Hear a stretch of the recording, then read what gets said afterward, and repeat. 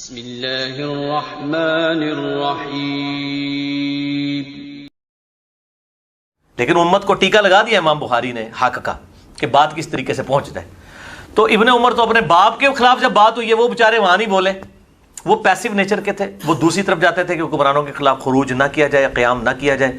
इसीलिए बुखारी मुस्लिम में भी आता है कि यजीद की जब लोग बैत तोड़ रहे थे वाक़या हर्रा के बाद, वो उनको मना करते थे। कहते हैं लेकिन उम्मत को टीका लगा दिया इमाम बुखारी ने हक का कि बात किसी तरीके से पहुंच जाए।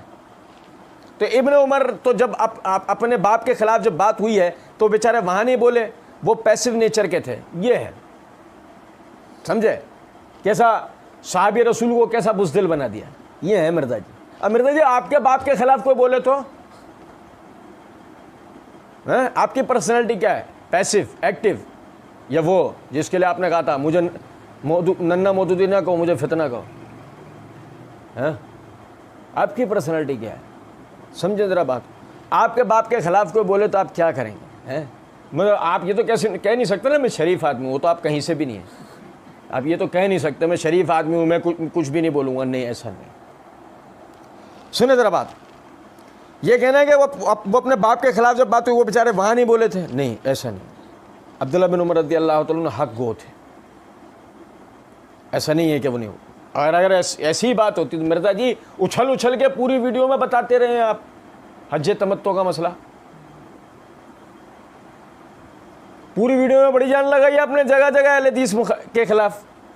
वो हज तमत्तो के में उन्होंने अपने बाप के खिलाफ बोला, अपने बाप के खिलाफ बोला। अरे वो अपने बाप के खिलाफ बोल सकते हैं तो अपने बाप के खिलाफ सुन क्यों, मुखालिफ अगर बाप के ऊपर कोई बोल रहा हो तो वो कैसे सुन लेंगे।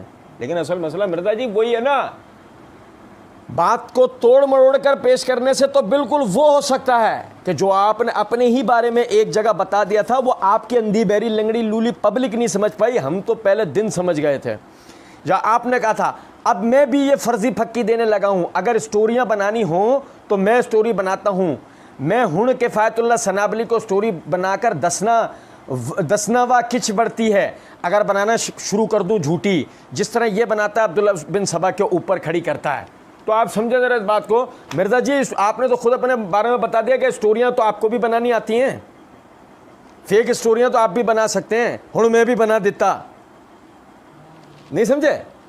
तो बिल्कुल यहाँ पर ये बात है, समझे कि जी यानी कि जहाँ आपने कहा कि जी वो नहीं बोले, आपने कहानी बना दी, जबकि बात ये नहीं थी।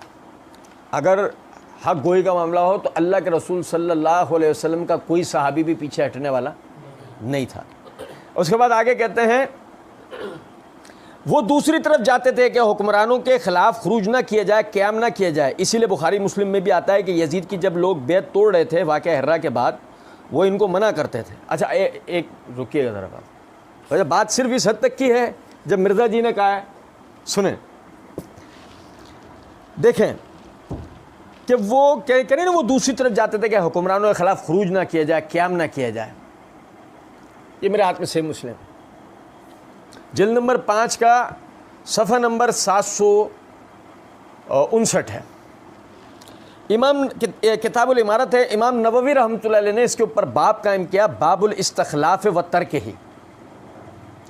उसके तहत हदीस नंबर है 4600 के अब्दुल्ला बिन उमर रज़ी अल्लाह तआला अन्हु, अब्दुल्ला बिन उमर रज़ी अल्लाह तआला अन्हु, उमर रज़ी अल्लाह तआला अन्हु के पास आते हैं जब आप ज़ख्मी हो गए। उमर रज़ी अल्लाह अन्हु के पास आते हैं और आकर कहते हैं लोग ये कहते हैं कि आप किसी को खलीफा नहीं बनाएंगे, और बात यह है कि अगर आपके ऊँटों या बकरियों का कोई चरवाहा ना हो और वो इन ऊँटों या बकरियों को छोड़कर आपके पास चला है तो आप यही कहेंगे कि उसने ऊँटों या बकरियों को ज़ाया कर दिया है। सो लोगों की निगहबानी ज़्यादा अहम है। ओ भाई मेरे प्यारे सुनो, अब्दुल्ला बिन उमर हैं, कौन है अब्दुल्ला बिन उमर हैं, चल के गए हैं उमर के पास, वालिद के पास, खलीफतुल मुस्लिमीन के पास। वो कोई खलीफा नॉमिनेट नहीं कर रहे हैं, नामजद नहीं कर रहे हैं। अब्दुल्ला बिन उमर जाके कह रहे हैं कि मैंने सुना है कि आप नामजद नहीं कर रहे किसी को। सुने ज़रा बात को, ये वो जगह है जहाँ आकर मिर्ज़ा जी की मैयत उठ जाती है कि मिर्ज़ा जी कहते हैं इस्लाम में तो मुलूकियत है ही नहीं कि खलीफा अपने बाद किसी को मुंतखब करे, ये तो है ही नहीं। और अब्दुल्ला बिन उमर रज़ी अल्लाह तआला पहुँच गए कि आप किसी को मुकर्रर क्यों नहीं कर रहे। अगर ये था ही नहीं तो अब्दुल्ला बिन उमर कैसे पहुँच गए। और सुनो ज़रा बात को, उमर रज़ी अल्लाह तआला ने जवाब में क्या कहा? हज़रत उमर ने यानी कि काफ़ी देर आप सर झुकाए रहे, फिर आपने सर उठाकर फरमाया, बिलाशुबा अल्लाह रब्बुल इज़्ज़त अपने दीन की हिफाजत फरमाएगा। अगर मैंने किसी को खलीफा नहीं बनाया तो रसूलुल्लाह सल्लल्लाहु अलैहि वसल्लम ने किसी को खलीफा नहीं बनाया, और अगर मैंने किसी को खलीफा बना दिया तो हज़रत अबू बकर सिद्दीक़ रज़ी अल्लाह तआला अन्हु मुझसे पहले खलीफा बना चुके हैं। हज़रत इब्न उमर रज़ी अल्लाह तआला अन्हु ने कहा, बाखुदा जब हज़रत उमर ने रसूलुल्लाह सल्लल्लाहु अलैहि वसल्लम और हज़रत अबू बकर रज़ी अल्लाह अन्हु का जिक्र किया तो मैंने जान लिया कि वो रसूलुल्लाह सल्लल्लाहु अलैहि वसल्लम के तरीके को छोड़ने वाले नहीं है और वो किसी को खलीफा नहीं बनाएंगे। लो समझ लो ज़रा बात को, यहाँ से ये नुक्ता समझ लो कि क्या अब्दुल्लाह बिन उमर रज़ी अल्लाह तआला अन्हु खिलाफत के मुस्तहिक थे? क्या वो खिलाफत के हकदार थे? गो अगर ऐसा होता तो उमर रज़ी अल्लाह तआला अन्हु लाज़मी अब्दुल्लाह बिन उमर रज़ी अल्लाह तआला अन्हु का नाम ले देते, नंबर 1। नंबर 2, सुनिएगा ज़रा बात, ये मेरे हाथ में सही बुखारी है, जिल्द नंबर 8 है, सफ़ा नंबर 464 है, किताबुल अहकाम है। इमाम बुखारी रहमतुल्लाह अलैह ने बाबुल इस्तिखलाफ के नाम से इस पर बाब कायम किया। हदीस नंबर है 7218। अब्दुल्लाह बिन उमर रज़ी अल्लाह तआला अन्हुमा बयान करते हैं कि उमर रज़ी अल्लाह तआला अन्हु जब ज़ख्मी हुए तो उनसे कहा गया कि आप अपना खलीफा किसी को क्यों नहीं मुंतखब कर देते? तो आप रज़ी अल्लाह तआला अन्हु ने फरमाया कि अगर किसी को खलीफा मुंतखब करता हूँ तो उस शख्स ने अपना खलीफा मुंतखब किया था जो मुझसे बेहतर थे, अबू बकर सिद्दीक़ रज़ी अल्लाह तआला अन्हु। और अगर मैं उसे मुसलमानों की राय पर छोड़ता हूँ तो उस बुज़ुर्ग ने छोड़ दिया था जो मुझसे बेहतर थे, यानी नबी अकरम सल्लल्लाहु अलैहि वसल्लम। फिर लोगों ने आपकी तारीफ़ की, फिर उन्होंने कहा कि कोई तो दिल से मेरी तारीफ़ करता है, कोई डर कर। अब मैं तो यही गनीमत समझता हूँ, अब मैं तो यही गनीमत समझता हूँ कि खिलाफत की जिम्मेदारियों में अल्लाह के यहाँ बराबर बराबर ही छूट जाऊँ, ना मुझे कुछ सवाब मिले ना इस मामले में कोई अजाब। मैंने खिलाफत का बोझ अपनी ज़िंदगी भर उठा लिया, अब मरने के बाद मैं इस बोझ को नहीं उठाऊँगा। लो जी, साफ कह दिया उमर रज़ी अल्लाह तआला अन्हु ने, मेरे घराने का कोई शख्स भी, यही वजह है कि खुद मिर्ज़ा जी ने ये बात कही। मिर्ज़ा जी कहते हैं, सुनना ज़रा,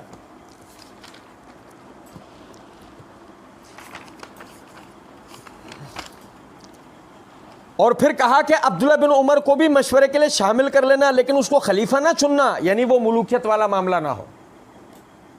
खुद मिर्ज़ा जी को भी एतराफ़ है कि सैयदना इब्न उमर रज़ी अल्लाह तआला अन्हु खिलाफत के हकदार। तो माविया ने गलत क्या कहा है? अगर कोई शख्स किसी तरह घुसेड़ के किसी भी तरह बुखारी की रिवायत में ये साबित करने की कोशिश करे कि जी माविया रज़ी अल्लाह तआला अन्हु ने अब्दुल्लाह बिन उमर रज़ी अल्लाह तआला अन्हु के लिए बात कही थी, कौन है वो जो हमसे ज़्यादा और उसका बाप हमारे बाप से ज़्यादा हुक्मरानी का जो है वो अहल है? अगर मुराद अब्दुल्लाह बिन उमर होते हैं, कोई कहे कि इस उनका मुखातिम, तो आप समझें अब्दुल्लाह बिन उमर रज़ी अल्लाह तआला अन्हु हुक्मरानी के अहल थे। खुद उमर रज़ी अल्लाह तआला अन्हु के फतवाजात की रोशनी में आपको मना कर दिया गया था, आपके लिए मना कर दिया गया था। क्या वजह ये नहीं थी कि अब्दुल्लाह बिन उमर रज़ी अल्लाह अन्हु में अहलियत नहीं थी? नाउज़ुबिल्लाह, आप समझे मेरे जुमले का मतलब। वजह ये नहीं थी, वजह यह थी कि उमर रज़ी अल्लाह तआला अन्हु ने साफ कह दिया, अल्लाह क्या बस मेरा ये एहतसाब हो जाए कि मैंने खिलाफत सही की या नहीं। मैं नहीं चाहता कि मेरे ख़ानदान का भी कोई फ़र्द और उठे, जो ये सिलसिला मज़ीद जो है मेरे ज़िम्मा है। ये थी बात। अब फिर जब मिर्ज़ा जी ने कहा कि जी वो दूसरी तरफ जाते थे कि हुक्मरानों के ख़िलाफ़ ख़ुरूज ना किया जाए, क़याम ना किया जाए, पहली बात मैंने आपको बता दी कि सीधी बात है वो खिलाफत के लिए खड़े हो ही नहीं सकते, क्योंकि उमर रज़ी अल्लाह तआला अन्हु की वसीयत थी कि मेरे बाद मेरे घर में से कोई नहीं होगा। और दूसरी बात मिर्ज़ा जी ने कहा कि वो हुक्मरानों के खिलाफ ख़ुरूज ना किया जाए, क़याम ना किया जाए। मिर्ज़ा जी से कोई पूछे, मिर्ज़ा जी हुक्मरानों के खिलाफ ख़ुरूज ना किया जाए, बगावत ना किया जाए, सही है? ये सही है, ये गलत है?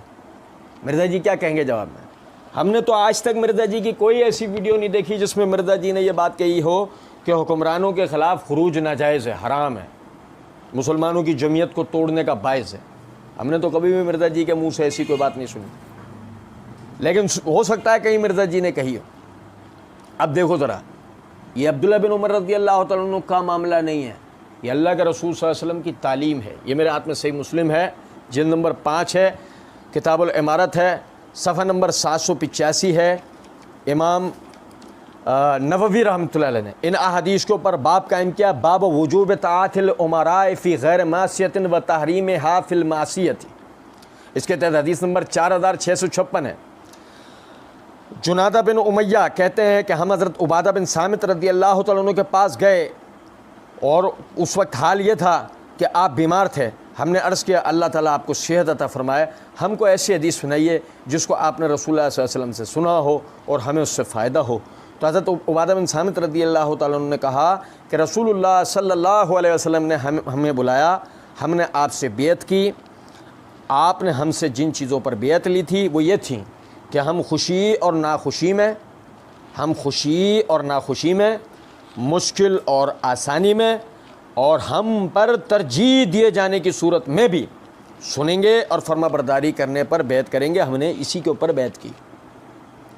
सुनो ज़रा बात को, खुशी और नाखुशी में, यानी कि हम अपने हुक्मरान की बैत करेंगे, वो हमें खुश रखे, वो हमें नाखुश रखे, हमें आसानी में रखे, हमें मुश्किलात में रखे, यहाँ तक कि वो हम पे दीगर लोगों को तरजीह दे, हमारे हिस्से का भी दूसरों को दे दे। लेकिन हमें क्या हुक्म दिया गया? हम सुनेंगे और फर्माबरदारी करेंगे। सुनिएगा ज़रा बात। और जो शख्स साहिब इक़्तिदार हो, जो शख्स मुसलमानों का हुक्मरान हो, उसके खिलाफ जंग ना करें, उसके खिलाफ जंग ना करें।